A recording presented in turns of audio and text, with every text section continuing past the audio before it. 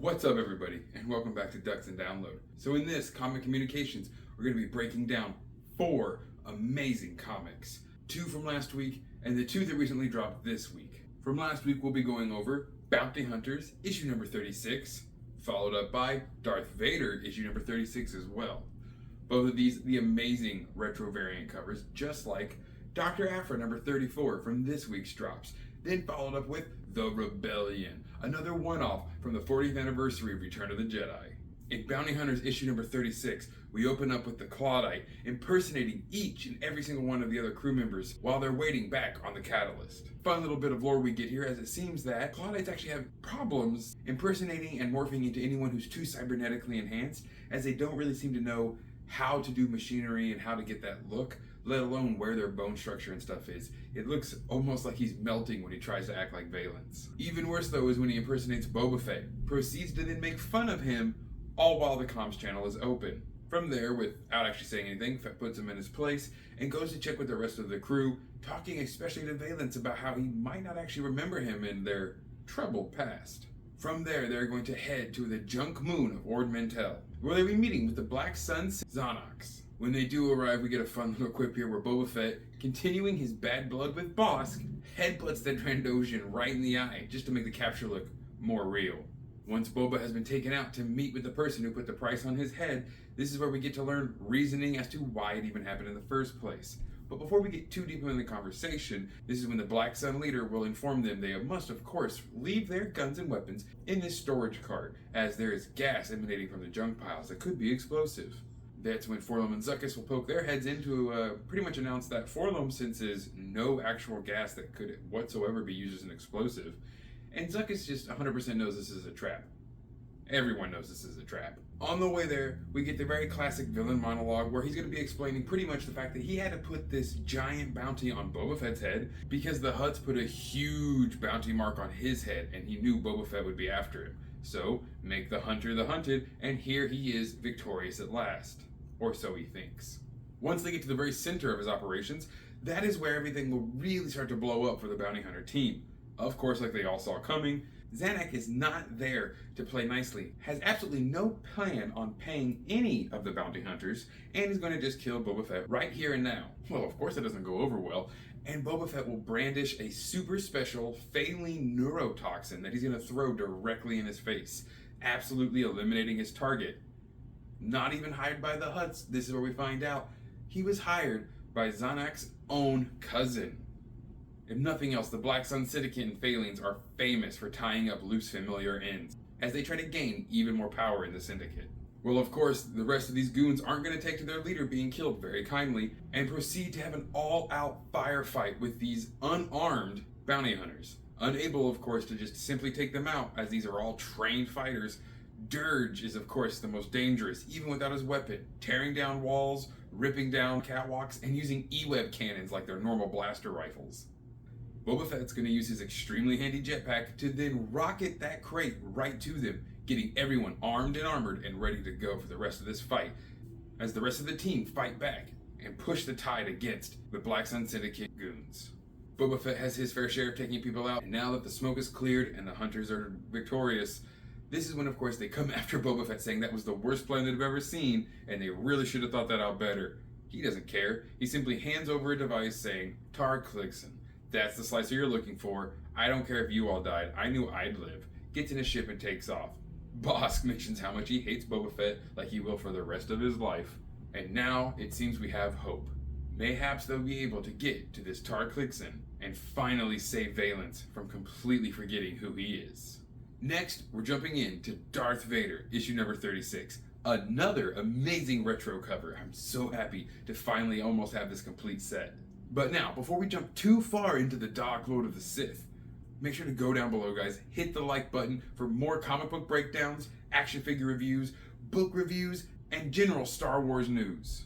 Make sure to subscribe to where you can see all the rest of the amazing videos I'm pumping out, as I promise you, I'm putting out more videos than anyone else at my subscriber level. And make sure to comment down below, out of these 4, which one was your favorite comic to pick up this week? Alright, now back to the Dark Lord Darth Vader. As we last left our Dark Lord surrounded by droids, trying to get the drop on him. Starting out, we go back to a place called Z9 City 7, an entirely droid-operated and run smuggler's bay where pirates seem to come to get their ships fixed and worked on. They pretty much pay these droids in just not blowing them all up, and that's how they get by. We're going to see G90, this giant ball merc droid from previous issues, being reawakened and rebuilt by a set of local repair droids. Coming to, he's going to hear some commotion about a rally getting ready to start. Well, of course, G90 has to see for themselves and wheels on over, finding a rally going on, an anti-Vader rally. It seems one droid has gathered together all the other droids in this city that have been annihilated, destroyed, or somehow dismembered by Darth Vader himself, and they're here to seek utter revenge. It doesn't take long for them to convince G90 to join them, of course, as he's definitely down to finally get his one-up against Vader. But almost completely ruins everything when he finds out that Zed is the one leading the plan. He doesn't trust Zed, whether he's been reprogrammed by Sabe or not, hating all Imperials now. G90's not a fan. Zed is able to produce enough truth to let G90 let him go and hear the rest of the tale. But not only is Zed going to be joining this group, it seems 000 and BT1 are easy enough to recruit anytime a good murder is at hand. These crazy droids are happy to join any group as long as there's bloodshed. But Zed knows that with all of these droids together, their intel and their recordings and information they have on being destroyed or dismantled by Vader should help them get the upper hand. They start off by using G90's amazingly durable, huge body to take the very first blow from Darth Vader. And from here on out, things are going to kind of hop back and forth as we see the plan being made and then being laid out. After that, they'll talk about Darth Vader's amazing powers to force crush and his force powers. And to try and get away with that, much like the Kyberite shield he has, they make their very own Kyberite dish shields to absorb the power Vader will throw at them and try to re-angle it right back at him. Of course, this does not work, and he still dismantles those droids by slamming that shot right into the ground as it comes back at him. The most dangerous thing here, the droids have miscalculated Darth Vader's anger, suffering, and frustration in this moment. After that, another droid, Arex, is going to talk about how actually took a part of his system to rebuild his own. If he can get close enough, maybe he can reconnect with that part and make it shut down, immobilizing Vader. Well, and so it honestly works. Just like Arex wanted. He gets close enough, and within the knee of Vader, his part rests. Reconnecting to it, he has it shut down, and Vader is taken under fire. Sadly, this does not take down Vader. Of course it won't. He reprograms his own part in just one simple press, getting Arex now under his control. Reminding us that Anakin Skywalker is a wizard when it comes to mechanical stuff. He didn't lose that becoming Darth Vader. Now with Arex on his side, they begin to lay waste to even more droids. Zed now shows the ultimate final part of the plan, the fact that he had always been working for Vader, as always, and was simply bringing his enemies to his Dark Lord. Shocking and taking out G90, the tides have definitely turned, and that's not it. Now, the leader of this group sees that 000 and BT1 have joined Darth Vader's side as well. 000 has a moment where he simply talks about, of course he's joining the winning side, and he never said who he cared about murdering, just that he wanted to murder. So any will do. With this new contingency at his side, Vader easily takes out the rest of the droids. But before everything's completely mopped up, BT1, 000, and Aphra escape on separate ships. Vader does not care though. He has everything now that he wanted. Even when Ochi of Bestoon tries to pipe in about Aphra being gone, Vader does not care. He has Ochi reprogram the droids, and we are left with a ominous shot of Vader walking off with an army of reprogrammed droids. Everything from B1 battle droids to super mercenary droids. I knew Dark Droids was going to be amazing, but I did not think it was going to be under Darth Vader's control. This is going to be a stellar set of comics coming up soon, guys, and I'm so excited to see how this will lead into Return of the Jedi. And now, on to Dr. Aphra. Finally caught up to this week, guys. Dr. Aphra 34. The last of the amazing retro variant covers, and again, absolutely gorgeous.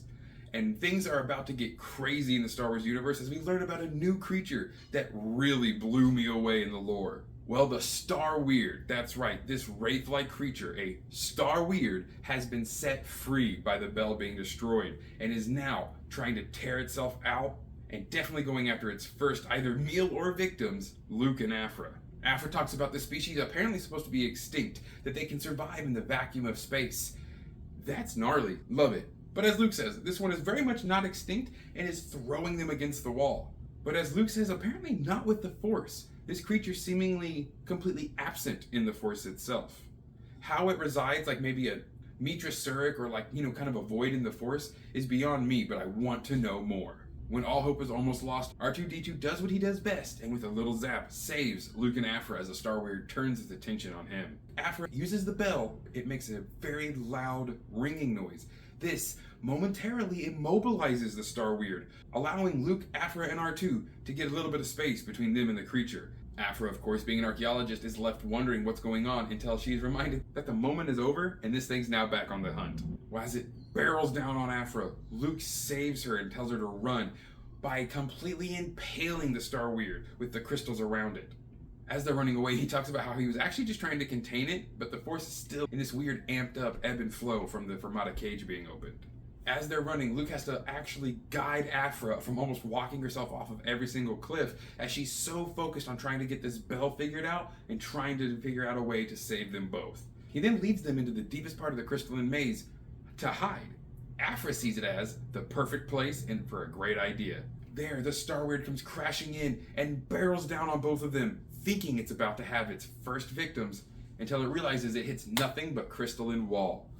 Luke is using the Force to cast illusions all over these crystal walls to make the Star Weird not know where they actually are, while Aphra is off in the back trying to reprogram a holo terminal she's found. This is when we see Aphra finally come over some personal blockage she's been having lately and uses her amazing tech tattoos to hack into the holo terminal. Perfect timing too, because Luke can't hold up the illusion much longer and the Star Weird has found them. But with that holo terminal, she's able to activate more holograms of Master Shakti and Master Ayla Sakura. This sends the Star Weird into a frenzy as it attacks the two Jedi that put it there in the first place. This is the moment they needed to run and make it to the ship, and they are almost on and gone before this thing comes shooting out, moving past the holograms, realizing it had been tricked. Luke is sent cascading off the bridge, almost to his death, and it is up to Aphra to ignite the lightsaber and defend herself and Luke from the Star Weird. She using his lightsaber, he using her blaster, of course, as always, having a quick snipe at each other about keeping the other's weapon if the other one passes on. I really gotta say, I love Luke and Aphra's connection together. Well, they're able to defend themselves against the Star Weird just long enough to get into the ship and hightail it out, until the thing starts to follow them through the atmosphere. Remember, it can survive the vacuum of space. So, last-ditch effort, and before they're completely turned into space debris, he leads Aphra into the middle of the storm to concentrate on the bell. While doing so, emits a powerful wave of energy that shoots into the Star Weird and sends it scattered into the winds of this violent storm around the temple. And there, it is defeated, and they have won. Aphra, of course, sees this as a total failure, as Luke didn't get super powerful, she didn't get a super cool artifact, and Vader's still out there to kill her. But Luke says, all you have to do is ask. I'll help you. I'm not going to tell you no. I'm not going to let Vader kill anyone, I promise. And she thinks, okay, well, at least I got the bell. Nope. Luke Skywalker kind of needs this. It is a Force artifact, and he is one of the last Jedi. So he's going to take the bell with him. And I think it's absolutely amazing that Aphra got one put over on her for the first time in a while. So an absolutely amazing comic, guys. I really enjoyed this little team up, and I hope to see more Aphra and Luke in the future. But on to the Rebellion. The Rebellion takes place still between Empire Strikes Back and Return of the Jedi. Deep into the fleet, Mon Mothma has been warned by Akbar, who just recently got news from an informant. The Empire is going to send an assassin to try and cleave the head off of this serpent and kill all hope for the Rebellion, starting with Mon Mothma. Akbar warns her, but she's not about to waste funds and the Rebellion's time on just her life, having amazing moments throughout this entire comic where she talks about the Rebellion should be able to move on. We're trying to defeat the Empire and the Emperor, so ideology like that dies. And I'm not the one-all be-all of the Rebellion. The Rebellion is all of us. I love Mon so much. From there, Akbar is going to hire Kes and Sahar. That's right, Poe Dameron's mother and father. He's going to send these two on a crazy awesome mission all across the galaxy to try and locate the broker who hired the assassin, and even the assassin, before they can get their hands or claws on Mon Mothma. Well, they are successful in finding the actual broker, and they do actually get the news of who it is. Almost too late, though. They begin to race back because Mon has been called out. She knew this would happen, but she's not going to sit around and just allow an assassin to come at her. Trying to do things on her own terms, she lets this person who needs her call her out into the middle of into a frozen landscape. An informant that Mon has known for some time, Tommasu, a very high up leader in a very big spice gang. He's talking about he might have just been figured out, and they might know that he's an informant for the rebellion. But before all hope is almost lost, he actually throws himself in front of Mon when he hears a blaster rifle let loose, taking the hit in the arm and getting Mon Mothma out of death's door. Before the assassin is able to take his final and second shot, this is when Kes and Sahar make it in the nick of time to begin the fight. They do almost manage to subdue the assassin until they get the upper hand. Before the trigger is pulled, we see a blast from behind, where Mon and Tommasu are standing there, having just saved Kes and Sahar. It's a quick enough story to understand and get your head around, but totally pick it up and read it if you're a huge Mon Mothma fan. Some of the things she says in this and the way she presents herself is just so amazing to see, especially after the Mon Mothma we got to know in the Andor series. I can't wait to get more Mon Mothma coverage, as the way she speaks about the rebellion really brings hope into all of us. And I hope it brought hope into you guys. Thank you so much for sticking it out with this crazy awesome and crazy long comic communication. I hope you had an amazing time, and again, don't forget to go down below, like, comment, and subscribe. And as always, may the Force serve you well.